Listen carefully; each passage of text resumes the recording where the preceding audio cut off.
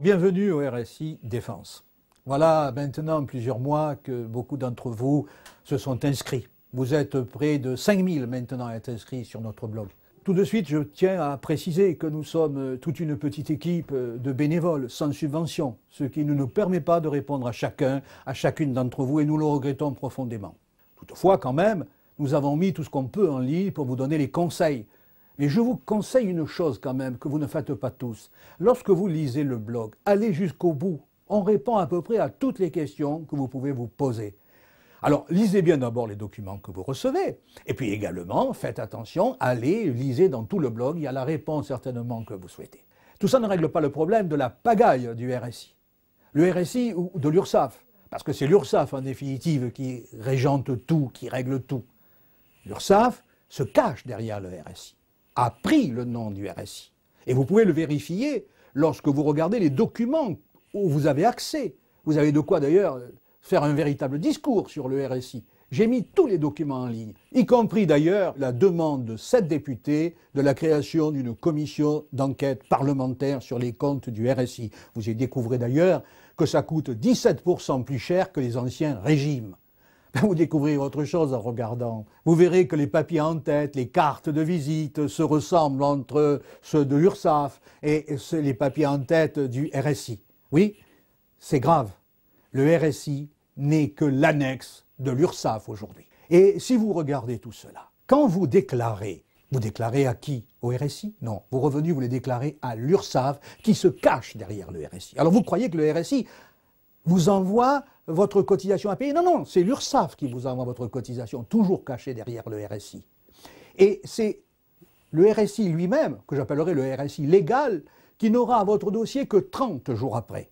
Et comme je vous le dis, c'est qu'à partir du moment où il a votre dossier, il ne peut plus accéder à l'informatique de l'URSSAF. Alors la pagaille, elle est multiple. Des retraités qui ne peuvent pas toucher leur retraite, des gens qui reçoivent 7 ou 8 appels de cotisation, d'autres qui sont persécutés véritablement, et puis d'autres personnes, des dizaines, des centaines, qui se retrouvent à qui on doit de l'argent, des milliers également, qui se retrouvent avec des sommes qu'ils n'ont pas à payer. À qui s'adresser? Personne ne répond. Ni l'URSSAF, ni le RSI. C'est le silence, c'est le mépris. Ça ne peut plus durer. Cette pagaille doit s'arrêter. Et c'est à se demander aujourd'hui s'il faut garder ce RSI, s'il faut garder cette fausse autonomie, avec des administrateurs qui ne servent à rien. Sinon d'ailleurs à toucher, non pas des jetons de présence, mais à se faire croire, à se donner le sentiment d'exister et de servir à quelque chose. Alors puisque c'est l'URSSAF qui dirige tout, puisque c'est ce bras séculier de la sécurité sociale qui dirige tout, est-ce qu'il n'est pas le moment d'arrêter les frais et d'arrêter le RSI et de négocier un partenariat avec la sécurité sociale? Un seul régime pour tous les Français, oui, mais bien entendu appliqué en tenant compte des particularités des travailleurs indépendants. C'est à négocier, puisqu'on y a passé le bras, puisqu'on y a passé la moitié du corps. Passons-y totalement. Je répéterai aux administrateurs et à d'autres ce que la reine de l'émir de Cordoue disait lorsque il fut chassé d'Espagne après la Reconquista. C'est « pleure comme une femme, toi qui n'as pas su garder ton royaume comme un homme ». Et c'est ce que je dirai à tous ceux qui ont permis cette déconfiture.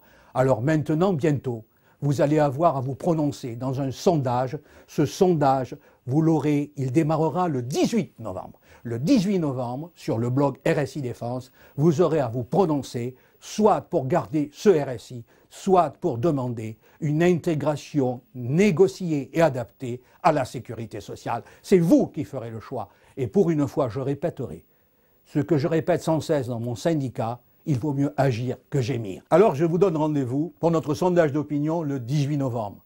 Et enfin, prenez votre destin en main, prononcez-vous, et nous transmettrons tout cela à la présidence de la République, car nous aussi, on peut s'adresser à M. Hollande. Alors, en avant, ensemble, et à bientôt.